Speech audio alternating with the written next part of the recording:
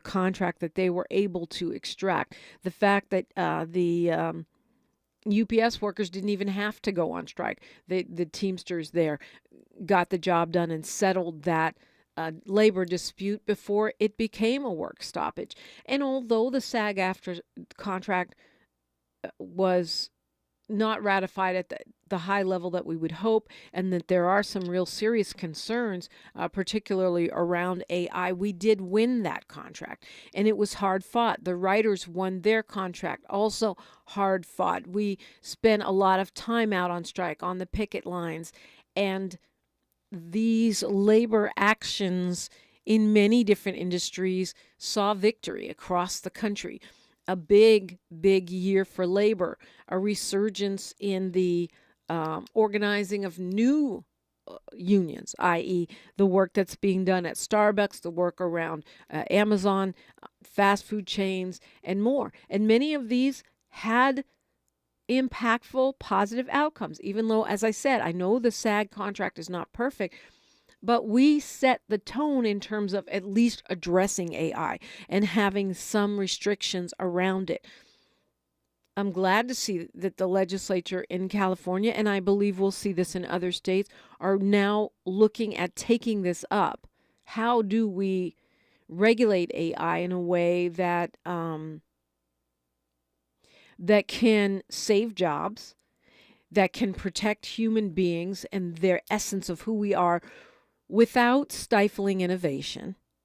But this thing about stifling innovation is always used as an excuse for big corporations to maximize their profit at the expense of human beings. So all of these things, they represent wins. They represent progress. And there have been a lot of setbacks, hard times. I mean, somebody bought Twitter and is trying to run it into the ground. I mean, and I could go on, but I also think it's important to focus on what we want, not what we don't want, and to celebrate our victories so that we can replicate them. First caller of the year is Deb from Compton. You should get a prize. I feel like you should win a prize for being the first caller of the year. Let me think about that. Good morning, Deb. Good morning. Oh, my goodness. Really? Okay. How are you, Dominique? I'm blessed. I'm happy to be back on this microphone. Missed you guys. How are you? I'm doing very well, inspired, looking forward to what the year brings, and definitely happy to have you back on the radio. You were missed. Thank you. Thank you. Thank you. Thank you. So have you done resolutions? Or I said I was trying to tape record some stuff, and I said, this is not a resolution, it's a plan. Well, I try. I said that I'm going to work on my aggression when it comes to driving in California. Ooh, that's a good one. We all need to make that resolution, Deb. Seriously, because people are getting mowed down on the side of the road and trying to cross the street because I was in a bad mood or you were, in a hurry. Yeah, that's a good one. Yeah, absolutely. I struggle with that one. I really do. Yeah, I think, yeah.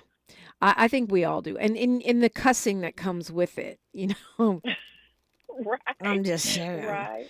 Yeah, that's a good one. That's a good one. Mm-hmm. I mean, one of the things Yeah. I want to do this year, I think I always want to do it, but just constantly a reminder is to focus on what I want and not what I don't want, and not get so bogged down in everything that's wrong, and really, be mindful of the progress and the wins. Yes, that's true, because we do have some wins. I just have two things I wanted to present, because I'm becoming less and less sympathetic, a little more jaded, downright irritated. Did you see the article about Gavin Newsom is considering providing health care for any undocumented people here in California? Yeah. Well, yeah.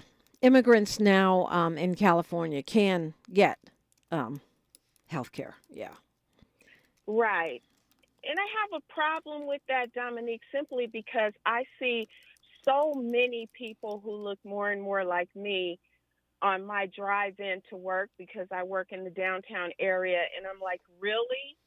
So we're going to. I just have an issue, Dominique. I really do. I Okay, so really my do. sigh was because I can empathize with what you're saying. Like intellectually, I know it's the right thing to do because we live Mm, with folks and your kid goes to school with that immigrant, and do you want that immigrant to be sick and sitting next to your kid? And but at the same time, California is now, he's not thinking about it, it's done. They're offering health insurance for all undocumented immigrants. But I'm just like, do all people who aren't undocumented immigrants have health care? And I'm thinking we don't. We do not. exactly. And that's my point. Start with your citizens first. You could you could you fix the homeless problem, because majority of those people are people who have been trying to live here for years and have fallen on hard times, whatever the case may be, and now they find themselves without shelter. So and it's tax dollars. It's not as if health care is going to be free for undocumented workers. Somebody's going to Well, pay it's for it's that. it's it's coming through Medi-Cal. So it means that if you're low income enough to qualify for medically needy Medi-Cal, starting yesterday, you can get that even if you're undocumented. And that is federally funded because it's Medicaid. We just give it a fancy name because we're California. So it's Medi-Cal. So those are federal tax dollars, which yes, me and you pay for.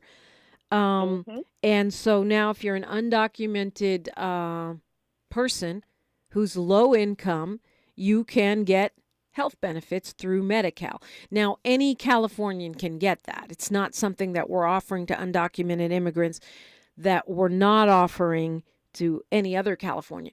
The thing about it is you have to be low income enough to meet that threshold. And there are plenty of working class people, middle class people who make too much money to get Medi-Cal but do not have insurance. Now, it's true you will be penalized, right?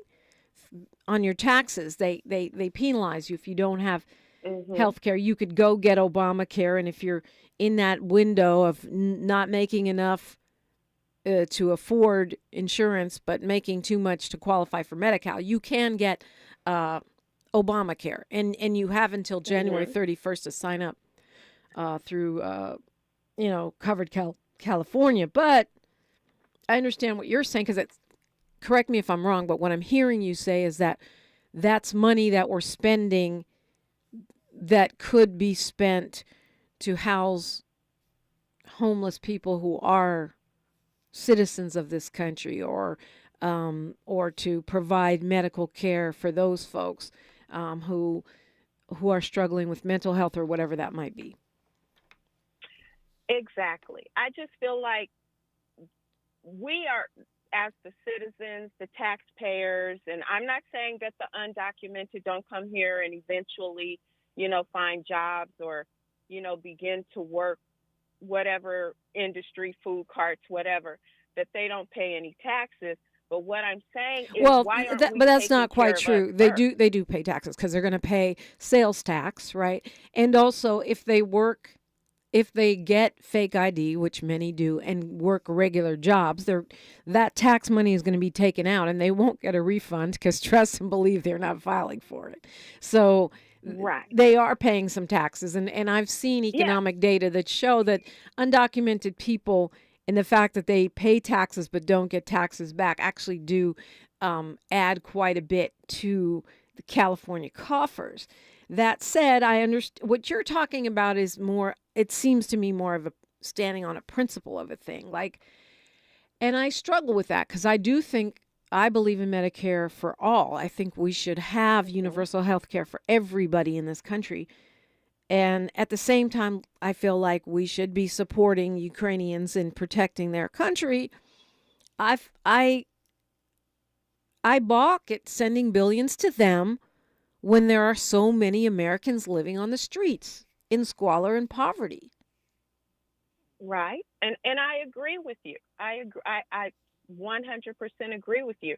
I just feel like we don't take care of us first. And it seems like we're every year or every war or every conflict or every crisis somewhere else, we're doing less and less for our own people.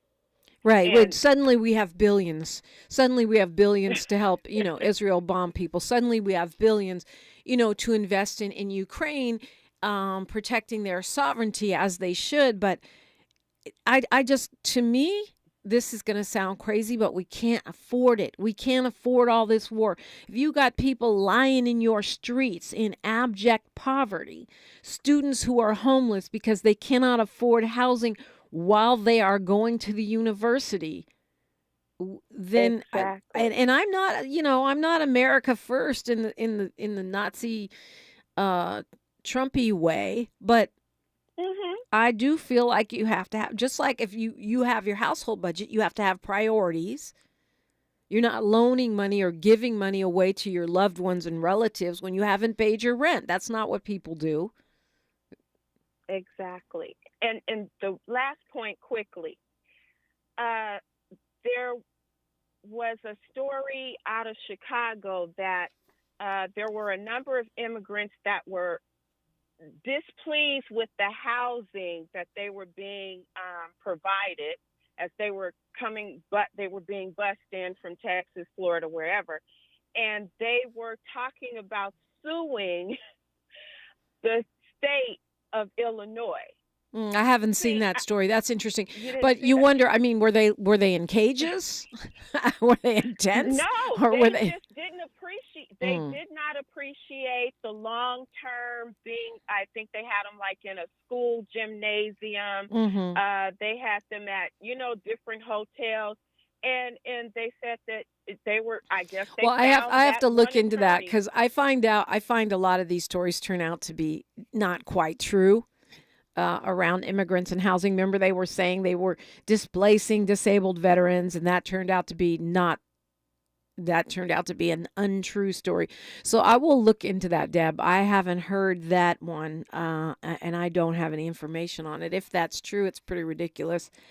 I think the pitting of black folks against immigrants is problematic. I don't think it serves us. Why are we're holding them accountable, but not holding the corporations accountable that are employing them, for example, right? But I do understand this, and you know what surprises me, and we'll talk about this on the other side. I don't know if you want to stay with me or not, but Governor Newsom, the fact that he would sign off on this when clearly he is angling to become president at some point, 2024, 28, 32, which caused him, I believe, to not sign universal pre-K, right? So no free preschool for all Californians because it's too expensive, but yet healthcare for undocumented immigrants is not too expensive. To me, you can afford both or you can afford neither of those. I don't know. I just wonder what his calculus is in choosing healthcare for undocumented folks over universal pre-K for, which is something that disproportionately impacts Latino and Black people who are already here, enrolled in school, because their children now are on a more level playing field academically. Just wondering what that thought process is. It's KBLA Talk 1580. She's reclaiming her time on KBLA Talk 1580. More First Things First with Dominique DiPrima when we come forward. KBLA Talk 1580. We've got a lot to talk about. KBLA Talk 1580, connecting you with services and solutions because we've got your black. Listen up. If you're one of the more than 100,000 California tenants who were rejected or delayed when applying for COVID rental assistance, you've got a second chance. Under the terms of a new settlement, California's Housing and Community Development Department agreed to audit its past denials. The program ended in March 2022, but the advocacy groups, Alliance of Californians for Community Empowerment, Policy Centrelink and Strategic Actions for a Just Economy sued the department. According to the coalition's analysis of state data, the department rejected nearly 30% of all applicants. Under the settlement, the department agreed to clear all renters in the pipeline within 6 months. The settlement applies to anyone who sought assistance from the state's Housing is Key program before April 1st, 2022, whose applications is pending or was denied after June 6, 2022. Tenants who have questions about the status of their application can call the hotline at 833-430-2122. That's 833-430-2122. This is a community call to action from KBLA Talk 1580. There are many things to love about winter. Cozy sweaters, celebrations, and family time. But winter can also bring many stressors, extra expenses, seasonal bugs, and so much family time. If you and your loved ones are feeling stressed or anxious this winter, CalHope can help. Check out our free mental health resource at calhope.org today. The conversation continues right now with Dominique DiPrima on First Things First. So, just, reading this a little bit more since you brought it up. So it's $835.6 million for this year for that program, expanding Medi-Cal eligibility to everyone here, including undocumented folks. Apparently, undocumented children had become eligible under Jerry Brown, and people without the paperwork were already eligible for emergency services like pregnancy help. But this will be $2.6 billion a year. It's a lot of money. I don't know. I'm torn on this because I believe in healthcare for all. I do think that it's a humanitarian thing to do, especially during the COVID era, which we're still in, right? That you want people to have the ability to not die. At the same time, we're complaining that too many people are coming here, and that we have to do something about the borders. We'll stop, creating more and more things that appear to be incentives. At the same time, this used to be Mexico, so don't be surprised if you find, people who are Mexican in a place that used to be Mexico. At the same time, I can really relate to what you're saying, Deb, because one of the things I find myself less and less tolerant of is us investing money in things that do not benefit American citizens. And I read a really compelling argument for why funding Ukraine is helpful to American citizens, because it's, not just from a humanitarian standpoint, but also from stopping Russian aggression and sort of keep maintaining the U.S. reputation, since Biden said he was going to be with Ukraine till the wheels fall off. Now he's changed it to as long as we can. And I think that's because I'm not alone. I think the American citizenry is at the point of, why are we spending all this money? And I think this is one area where Republicans do have the pulse of the American people more than Democrats. Republicans are saying we don't want to spend all this money. Well, they have different reasons for saying it. They're just trying to get money spent on the border. But still, they're holding up the payments for Ukraine, and they're holding up payments for Israel, even though for the second time in a month, the Biden administration has bypassed Congress and used their emergency powers to spend more money on weapons for Israel.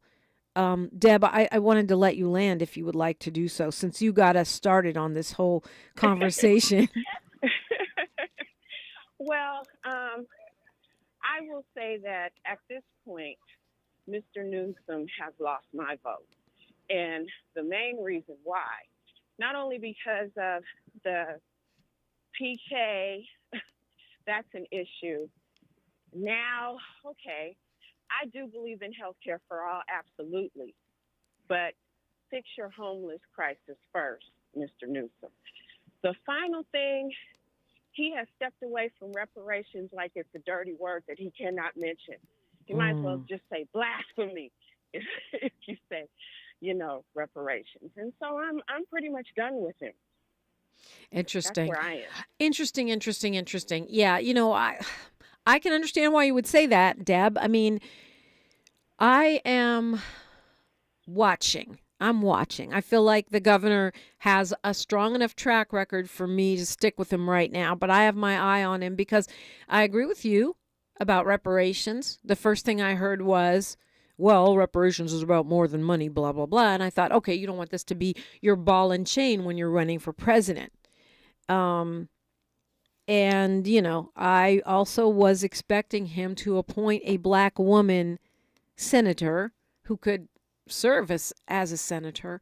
And that, he did appoint someone, but she didn't really have time to ramp up. He appointed Senator LaFonza Butler, but she didn't have time to ramp up a campaign. So Barbara Lee would have made more sense.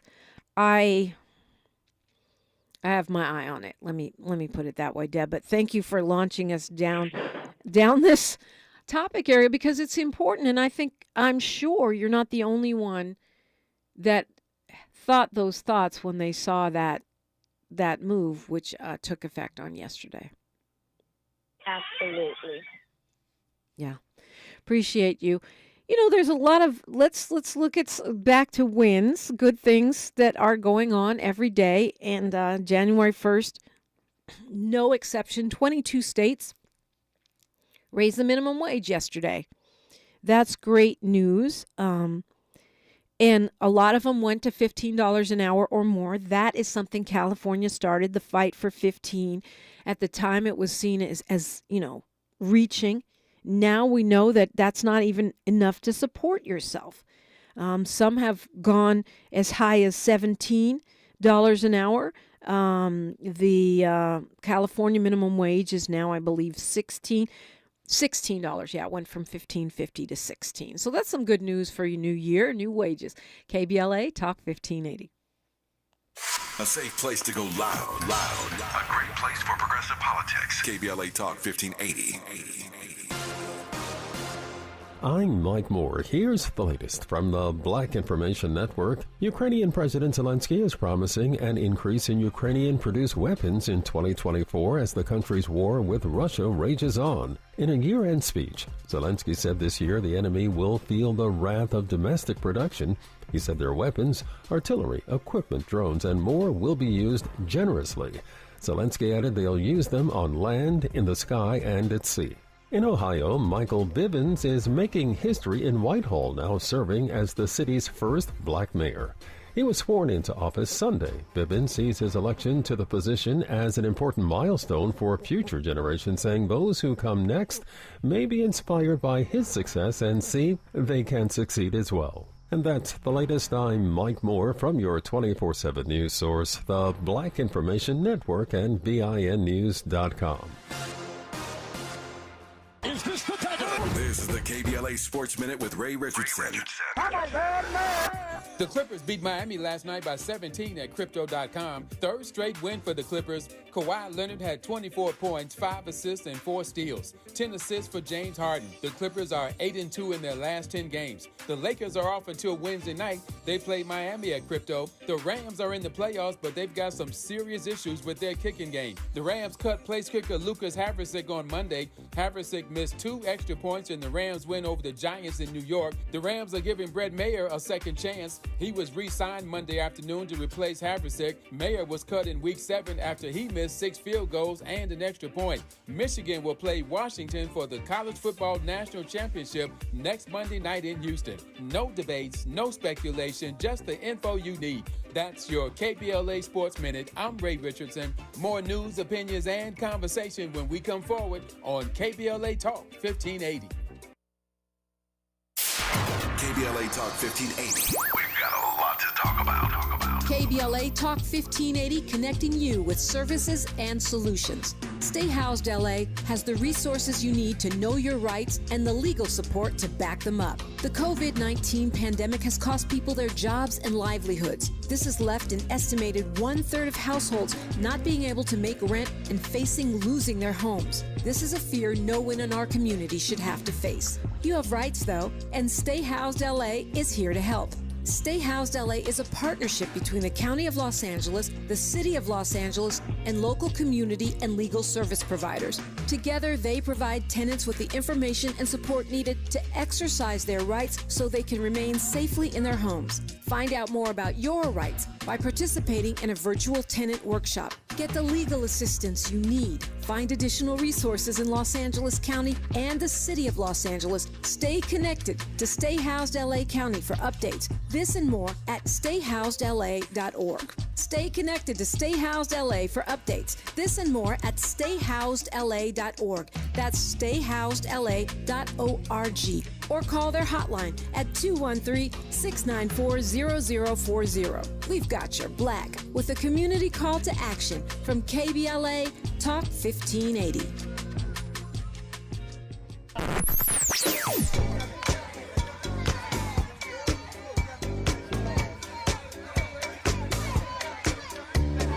This is KBLA Talk 1580. Talk radio. That's music to your ears.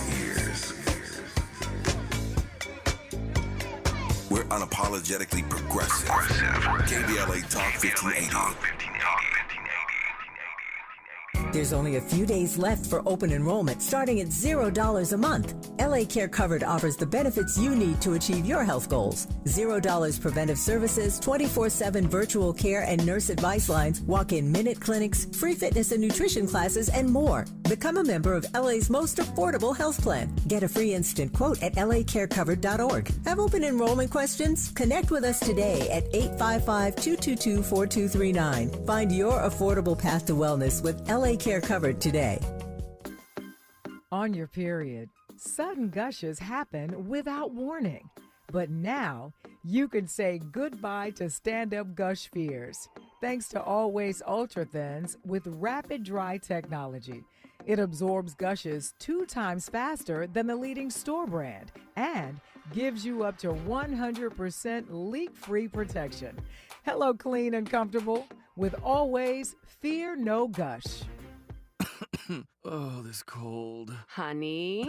Honey? Honey, you need DayQuil Severe Honey. DayQuil Severe Honey gives you powerful cold and flu symptom relief with a honeylicious taste, because life doesn't stop for a cold. Okay, I'm ready to go. No, I'm getting a cold. Honey. Try DayQuil Severe Honey for powerful cold and flu relief. DayQuil Severe with honey flavor. The daytime coughing, aching, stuffy head, fever, honeylicious, power through your day medicine. Use as directed. Keep out of reach of children.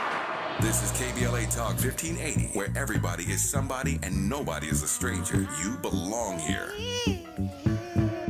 You belong here, and and here's some good news. Good news, along with updates on everything else that's going on, focusing on what we want, not what we don't want, is always important. And I feel like California really has led the way with the increase in the minimum wage with our Fight for 15, which went national. Now you have many states changing their wage. I don't understand Michigan. Their minimum wage went up yesterday from $10.10 an hour to $10.33 an hour. You gave people a 23 cents per hour raise. That's what you did. So if I worked an 8-hour shift, I get like $2 more. Who thought that was a good idea? I don't get it. But I think over time, hopefully we'll see the change, and hopefully it wouldn't be that much time. We'll see the change in the federal minimum wage. That's what needs to change so that it doesn't go state by state by state. And certainly we need to start working on California minimum wage for continuing to lead the way as far as being able to upgrade what people are making, because part of the reason we have the houselessness crisis that we do in the not just unhoused persons, but the housing insecurity of folks that are in apartments right now is because the wages are too low. We cannot pay what is considered standard in the places where we live. You can't find housing that you can afford based on the minimum wage in most major cities in the United States. Let's go to Fred calling us from Los Angeles. Good morning, Fred. Dominique, I want to respond to your last caller, your first caller of the year. I sold my houses to get away from the tenants and the government because of the reasons that you discussed. And anybody would be crazy not to think that the illegal immigrants have forced the price of housing up and forced the American Negro people out over the years. Then she talked about the state of California is going to give the money to the illegal immigrants for. They're not giving them money; they're giving them Medi-Cal.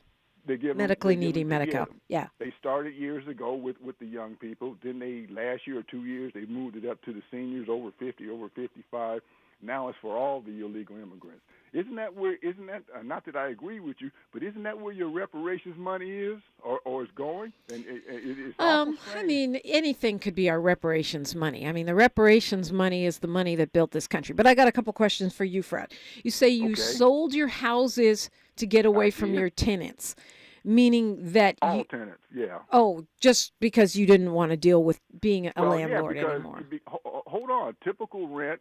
Let's make a rent at $1,700 a month, which is really low for a one bedroom. You got to make 3 times the rent, so you got to make $5,100 a month. My houses were in the Crenshaw district, in the West Adams district, so you got to make $60,000-$70,000 a year just to afford it. Everybody wants it, but nobody can pay it. So slow down a little bit, Fred. I mean, I can tell this is something you've been thinking about and talking about a lot. So I just want to make sure those of us that aren't as well versed are following the bouncing ball here. So you say, when you're saying ideally, the formula is you should only be paying 1/3 of your income for rent. But most people in LA pay more like 50%. Are you saying that's what you required to get people into the places you rented, or what should be required? I require 1/3, which is really low. I mean, or high, depending on how you look at it. The housing authorities, people say they want you to have 4 times. They want your rent not to be more than 25%. Right. But if you look at data right now, most people are more like around 50%. Even though that is considered housing burdened, you just weren't comfortable with that as a landlord. Well, I wouldn't rent to nobody with that kind of ratio because they have other bills to pay, and they're going to put me last. That's what I'm trying to explain to you. Mm-hmm. The politicians have priced really market rent right on off the chart. And I find it interesting that the white Democrats can find this money for the illegal immigrants, but they can't find it for the black people for reparations. And one more point. Well, okay. I won't leave you. No. More point. No, just hold on a second, because I want to finish this before we move back. Because you brought up you came with a grocery cart full of items, Fred. So I just want to finish talking about this one. I don't think it's fair to say it's reparations versus Medi-Cal for illegal immigrants. I mean, $2 billion a year ain't going to cut it for reparations, but. I understand your point, because you could tally up a bunch of things, whatever was, statewide or federally. The reparations, could be the war in Ukraine. It could be the aid that we give to, Israel. It could be the aid that we give to, Europe. I mean, there are so many things that we spend money on that might not be your priority, but the way you make it sound is like they're not giving cash reparations because they're paying for Medi-Cal, and that's not really the truth.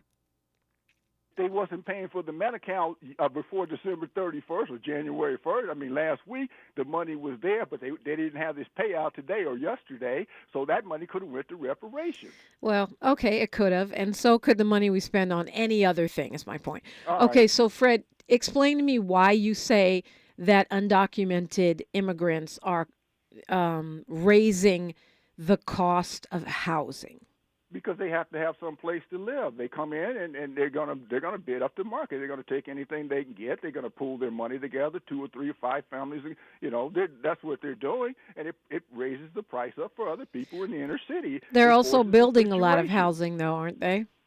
Pardon? They're also building a lot of housing, but not enough to keep up. This has been going on for 50 years. This pressure's been building. I'm 71. This pressure's been building up for the last 50 years. So what's your solution when it comes to housing? I don't have one. Okay.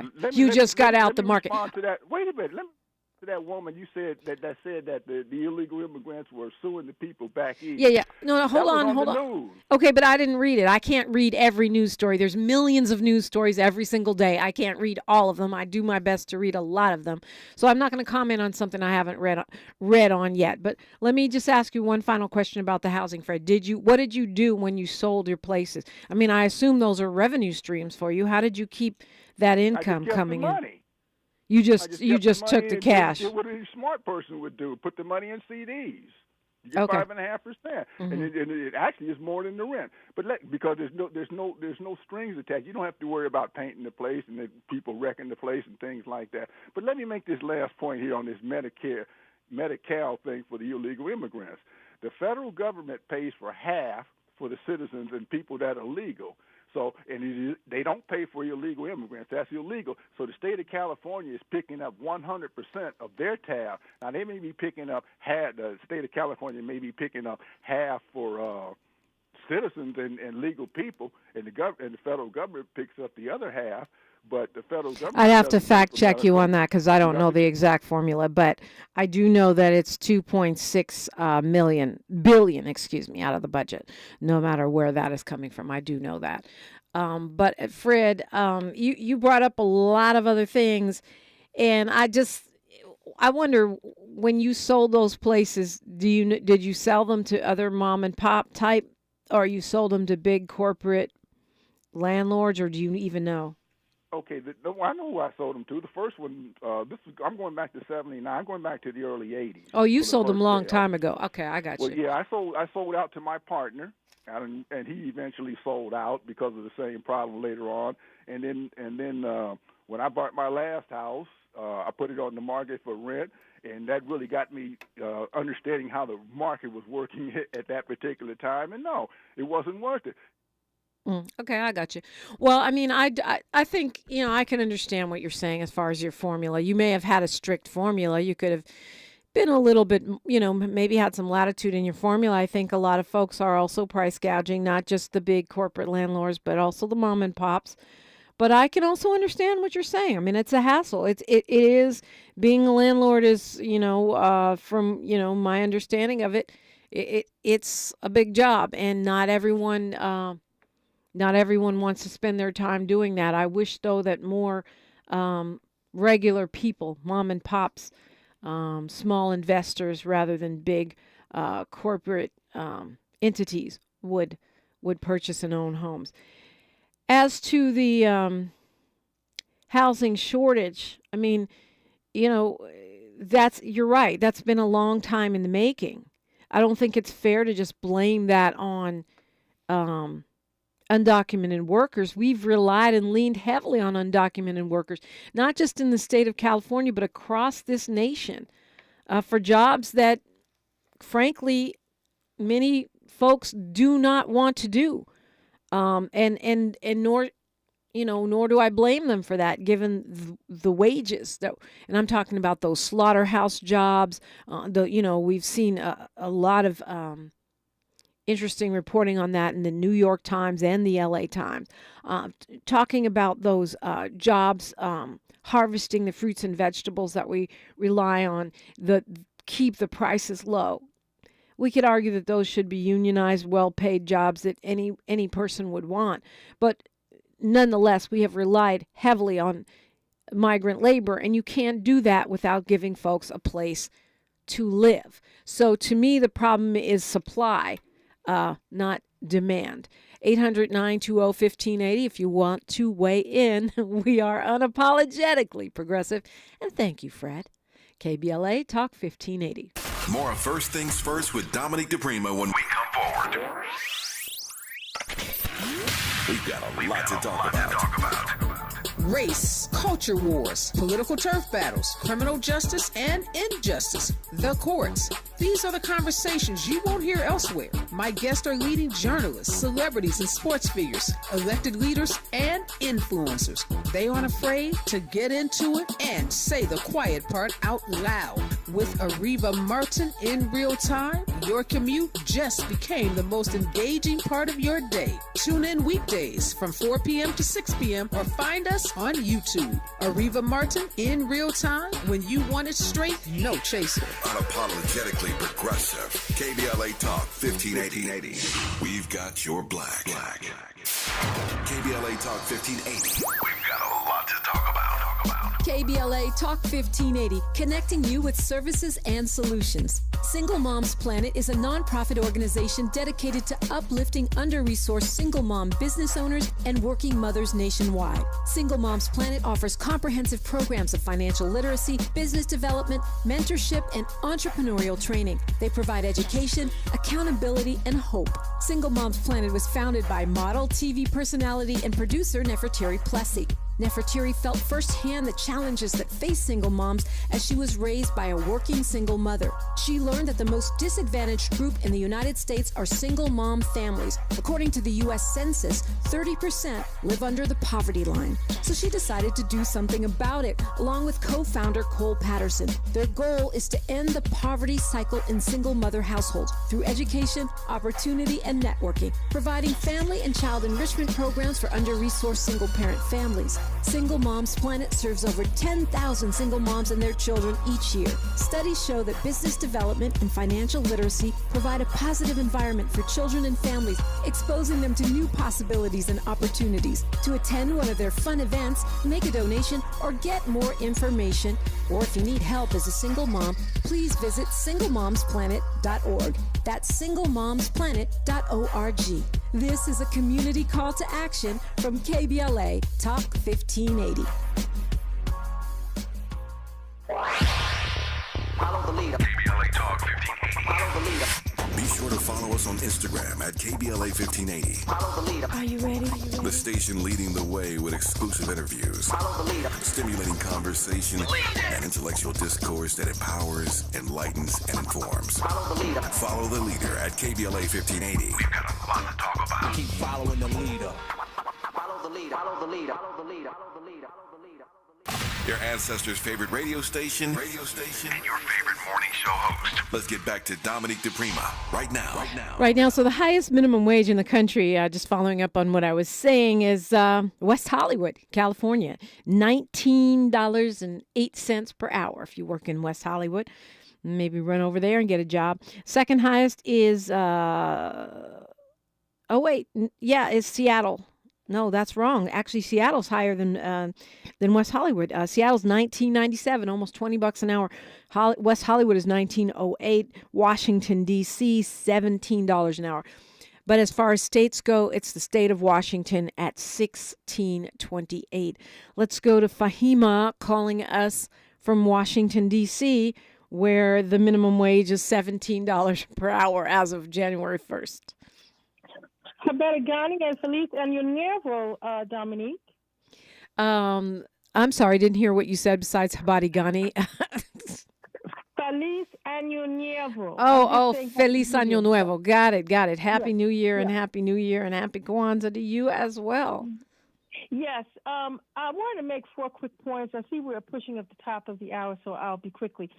Very quickly to Fred, he could have provided housing to veterans, and he wouldn't have had any problem because the VA would have subsidized it. I'm not going to suggest him renting to Section 8 because somehow I feel that he might not have been open to that.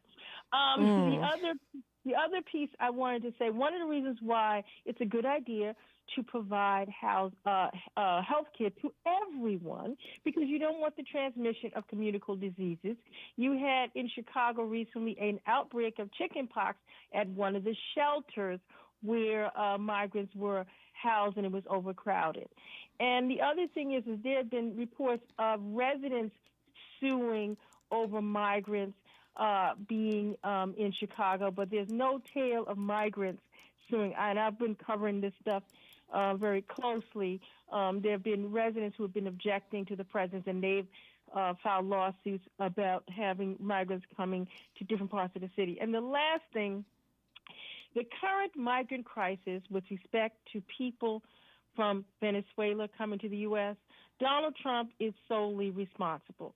Very briefly, he attempted to overthrow Venezuela. He was trying to install Juan Guaido, who was an opposition leader from Florida, as president. He seized their assets and placed sanctions on them. And I can send you an article where he said he wanted to take their oil after he overthrew their government. So the people from this oil-producing country, who actually under Hugo Chavez provided heating oil to low-income people in this country, they are coming to here to seek asylum because of economic reasons, and Donald Trump is solely responsible for the Venezuelan migrant crisis.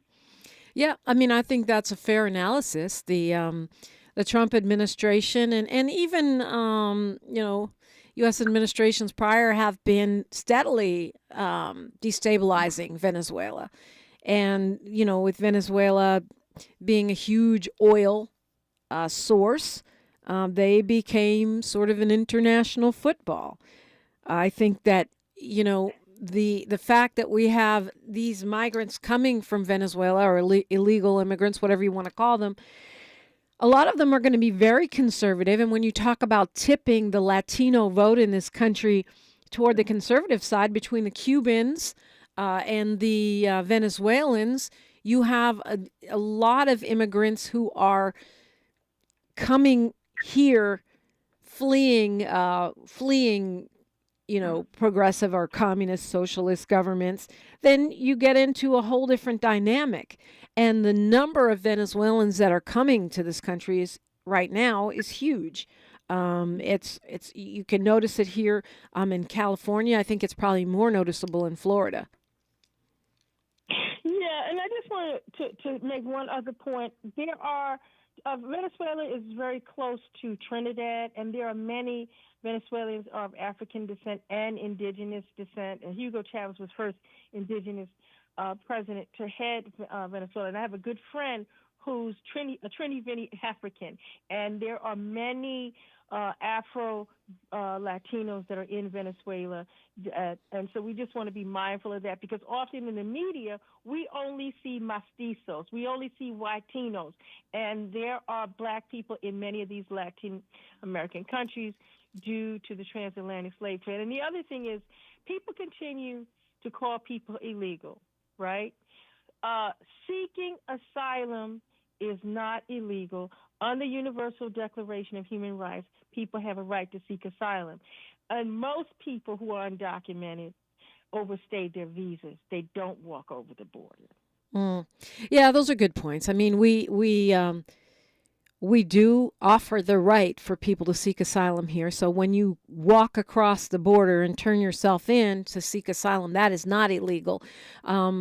And although there are plenty of people that come into this country who are not seeking asylum, who are just, crossing over just to cross over for whatever reason, they want to work here, they want to move here. It's a great point that we incorrectly characterize a lot of folks as illegal, who may just simply be undocumented, who may be in the process of seeking asylum. Love to hear from you still. And Fahima, if you want to land, we'll do that on the other side. It's KBLA Talk 1580.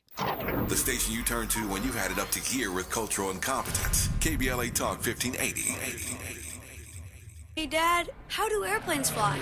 What's in this box? Is this tree good for climbing? How are babies made? What does this thing do? Kids are curious about everything, including guns. Talking to them about gun safety in your home is a good first step, but you can do more. Always keep your guns locked, unloaded, and stored separately from ammunition. Safe gun storage saves lives. Learn how to make your home safer at endfamilyfire.org. That's endfamilyfire.org. Brought to you by End Family Fire, Brady, and the Ad Council. JP Morgan Chase is building on the investments in California and around the country to help close the racial wealth gap and build a more equitable future.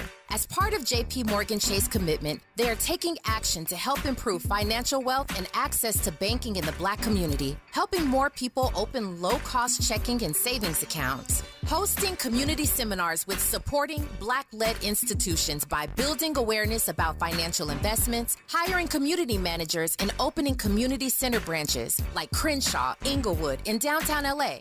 Visit today, jpmorganchase.com/racial equity. Again, jpmorganchase.com/racial equity. Get the tools to help reach your financial goals. Visit today, jpmorganchase.com/racial equity. Again, jpmorganchase.com/racial equity. Broadcasting live from Leimert Park, USA. Welcome back to your home for unapologetically progressive radio, KBLA Talk 1580.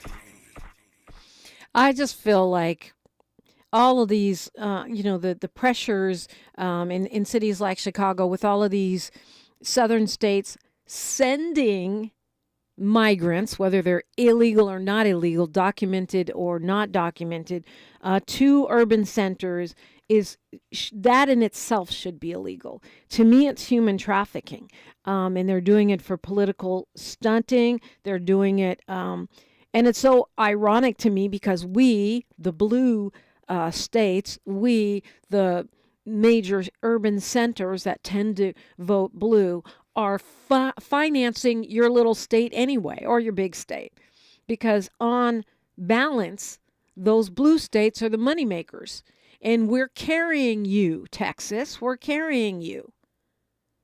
But yet you're sending your, needy migrants, asylum seekers here, and creating these crises. Now, to your point, Fahima, the only persons I've been able to find, the only lawsuits I've been able to find is Chicago Mayor Brandon Johnson filing lawsuits against bus companies who are bringing those migrants in from southern states, trying to stop that. And then there's lawsuits by residents, including one group of residents in an area called Brighton Park who have filed a lawsuit against the city of Chicago to stop a migrant tent site in that neighborhood. And so those are the only ones I've been able to find. I haven't found the one they're talking about of migrants suing the city. I will keep looking. Fahima, giving you, well, we just have 30 seconds here, but I'll give them to you. Well, yeah, you're right. You're not going to find it because it's propaganda. I'm just going to end here, Dominique, because in the interest of time, but I'll make my other points the next time I call in. Okay, well, I appreciate you, Fahima. It's always good to hear from you. Really looking forward to starting off the new year and getting some wisdom from an African perspective on this first broadcast of the year. Chief Ayanda Clark joins me. That's next on KBLA Talk 1580. KBLA 1580 Santa Monica.